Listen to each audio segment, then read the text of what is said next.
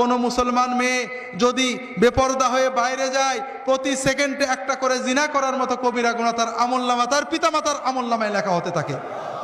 যতক্ষণ মুসলমান মেয়ে কসমেটিক পরে সেজে গুজে বাইরে যায়, আল্লাহর ফেরেশতাদের লানত তার উপর পড়তে থাকে। হাজরিন, সবচেয়ে বড় কথা, বেপরদা হলে একটা বড় লাভ আছে, বলবো নাকি আপনাদের? সেটা হলো টিজড হওয়া। ইভ টিজিং শোনেন না? কোন পর্দানসীন মেয়েকে কোনো ছেলে টিজ করে নাকি? বাংলার যত বড় বখাটে হোক, তার হৃদয়ে যে ন্যূনতম ইমানটা আছে, যে কোনো বুরকা পরা মহিলা দেখলে সম্ভ্রম করে সরে যাবে, যাবে না? ইংরেজিতে যেটা বলে শি ইজ এ লেডি, তাকে একটা ভদ্র মেয়ে মনে করবে। হাজরিন, যদি চান আপনার মেয়ে টিজড না হোক, তাহলে আপনার মেয়েকে সম্ভ্রম। ইন্টারনেটে দেখছিলাম একবার, ইন্ডিয়ান মেয়েরা লেখে যে কে